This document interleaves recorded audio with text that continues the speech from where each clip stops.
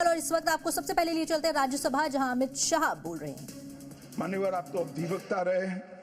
10 अगस्त 1975 का वो दिन हमारे संविधान के इतिहास में बहुत, जब भी जिक्र होगा काले अक्षरों से ही इसका जिक्र करना पड़ेगा। उस वक्त 39वां संविधान संशोधन आया। मान्यवर, 39वां संविधान संशोधन क्या था? इंदिरा गांधी जी के चुनाव को इलाहाबाद हाईकोर्ट ने अमान्य घोषित कर दिया। अब ये अभी कुछ नहीं है, ईवीएम ले लेकर घूमते हैं, हारते हैं और ईवीएम ले लेकर, ईवीएम ने हरा दिया, ईवीएम ने हरा दिया, ईवीएम ने हरा दिया। सुप्रीम कोर्ट ने 24 बार ईवीएम की अर्जी नकार दी। चुनाव आयोग ने 3 दिन ईवीएम 10 से 5 बजे तक रखा कि भाई कोई हैक कर कर बताए। कोई नहीं गया, सुप्रीम कोर्ट में कोई नहीं गया, और हारते हैं तो ईवीएम का दोष निकालते हैं। मान्यवर, एक ही समय, एक ही दिन 2 परिणाम घोषित। एक महाराष्ट्र में सुपड़ा साफ हो गया, जो जनादेश के साथ द्रोह किया था, इसका दंड महाराष्ट्र की जनता ने दिया और दूरबीन लेकर दिखाई नहीं पड़ते, और उसी दिन वो झारखंड में जीते। तो महाराष्ट्र में ईवीएम खराब है और झारखंड में टप से जाकर नए कपड़े पहनकर शपथ ले ली। अरे भाई, जरा तो शर्म करो, जनता देख रही है। एक जगह ईवीएम सही है, एक जगह ईवीएम खराब है। मान्यवर, ऐसा कैसे हो सकता है? और मान्यवर, यहां पर इलाहाबाद हाईकोर्ट ने इंदिरा गांधी जी के चुनाव को निरस्त कर दिया, अमान्य किया, और उन्होंने संशोधन से प्रधानमंत्री पद की न्यायिक जांच पर भी प्रतिबंध लगा दिया। आपको जो करना है वो करो, कोई न्यायिक जांच नहीं है।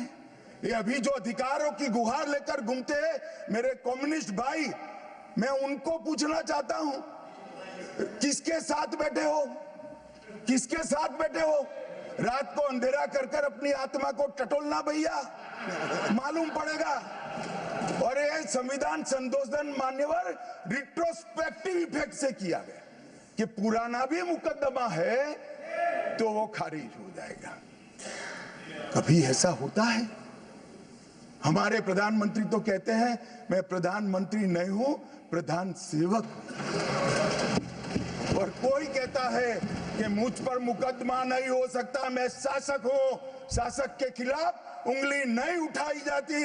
भले संविधान ने अधिकार दिया, वो अधिकार हम समाप्त कर देते हैं। और मान्यवर, ऐसे ऐसे सुधार किए। मान्यवर, उस वक्त भी श्रीमती इंदिरा गांधी थी और 42वां संविधान संशोधन आया। मान्यवर, अभी अभी सुबह दूसरे सदन में 1 नेशन 1 इलेक्शन का बिल पेश हो रहा था। सारी कांग्रेस पार्टी और इनके साथी दल लोकसभा को, विधानसभा और लोकसभा का कार्यकाल बदलने का अधिकार नहीं। मैं सुन रहा था, है नहीं है तो जब बिल आएगा तब चर्चा करेंगे। परंतु भाई, आपने क्या किया? 42वें संशोधन से 3 जनवरी को लोकसभा और राज्य की विधानसभाओं का सामान्य कार्यकाल 5 वर्ष से बढ़ाकर 6 साल कर दिया। क्यों किया? कि अभी चुनाव होगा तो हम हार जाएंगे, इसलिए लोकसभा को ही लंबा कर दो। इतनी निर्लज्जता के साथ विश्व में कोई संविधान संशोधन नहीं हुआ होगा। मान्यवर, दूसरा, कुछ कानून पारित करने थे। सदस्य उस वक्त ज्यादा विरोध तो कर नहीं सकते थे, मगर विरोध करने का नया तरीका कुछ कांग्रेस में, जिसमें हिम्मत थोड़ी बची कुची थी, इन्होंने कहा एब्सेंट रहने लगे तो क्वारम नहीं होता था।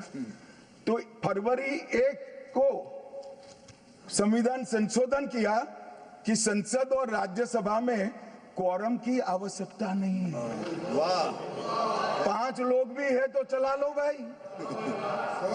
इसके बाद राष्ट्रपति शासन की अवधि खड़गे साहब किया है तो सुनना पड़ेगा, हिम्मत के साथ सुनना पड़ेगा। मान्यवर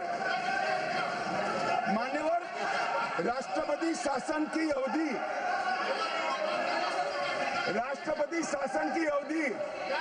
6 महीने तक बढ़ा दी।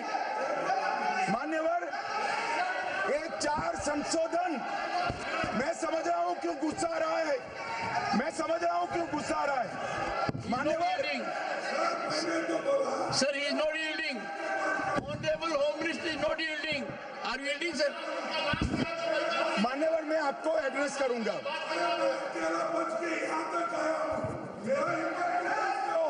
तुम तो कायर हो, मान्यवर तुम लड़ाकू हो। Okay. मान्यवर What the मैं Honorable आपको Home एड्रेस Minister will करूंगा। go on record. What the Honorable Home Minister said.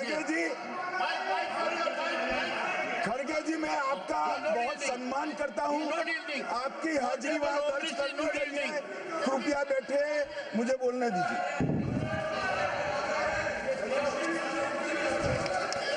मान्यवर ये चारों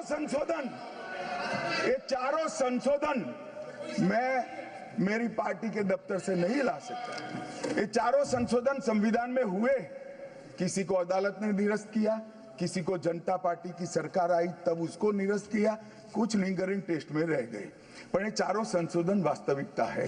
ये 4 संशोधन से कांग्रेस पार्टी की संविधान सुधार करने की मंशा क्या है? एक में हम पर केस न हो, दूसरे में हम चुनाव हारने वाले तो समय बढ़ा देना, तीसरे में मेरे पर जांच नहीं हो सकती, और चौथे में नागरिकों के संविधान प्रदत्त अधिकारों को समाप्त करना। ये उद्देश्य बताते हैं। अब मैं हमारा 4 संशोधन लेकर आता हूं माननीय। सबसे पहला संशोधन नरेंद्र मोदी जी ने सरकार में किया, 101वां नंबर भी अच्छा आया है।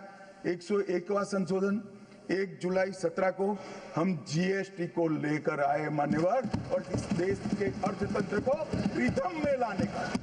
कश्मीर से कन्याकुमारी और कामाख्या से द्वारका तक विशाल फैले हुए देश को जीएसटी के तहत 100 अलग अलग बिक्री करके कानूनों को समाप्त कर लोगों की हालाकी खत्म कर एक कानून लाने का काम नरेंद्र मोदी जी ने किया, और वो लोगों की भलाई की।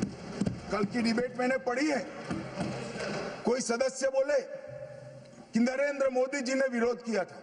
मैं रिकॉर्ड पर कहता हूं, हाँ नरेंद्र मोदी जी ने विरोध किया था। किस मुद्दे पर किया था? आप जीएसटी तो लाना चाहते थे, मगर राज्यों को कंपनसेशन की गारंटी देना नहीं चाहते थे।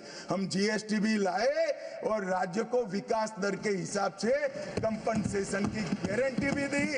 इतना ही नहीं, गारंटी का 10 साल तक पालन करने का काम भी भारतीय जनता पार्टी की नरेंद्र मोदी सरकार ने किया। हम संशोधन लाए देश के अर्थतंत्र को सुचारू बनाने के लिए। दूसरा संशोधन लाए, 102वां संशोधन, national commission of backward class को संवैधानिक दर्जा देने का काम। अब कुछ लोगों को पेट में दुख रहा है कि नरेंद्र मोदी जी ने ये क्यों किया।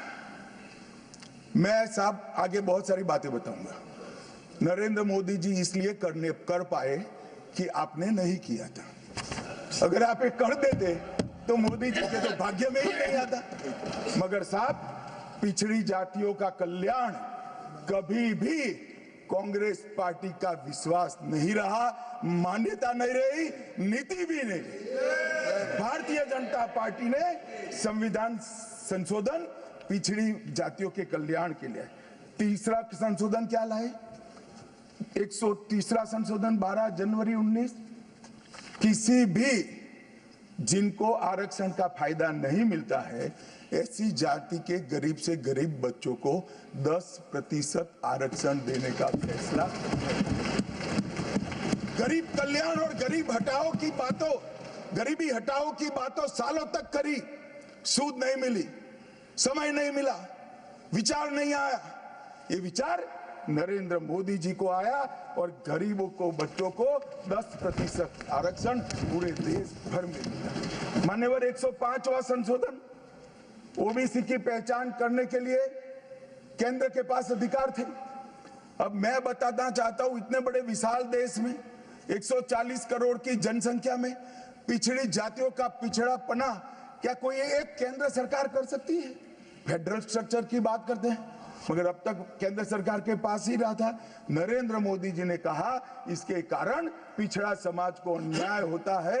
आगे से ये संविधान संशोधन करने के बाद 10 अगस्त 2021 के बाद पिछड़ापन का निर्णय करने का अधिकार राज्य की सरकारों को देने का काम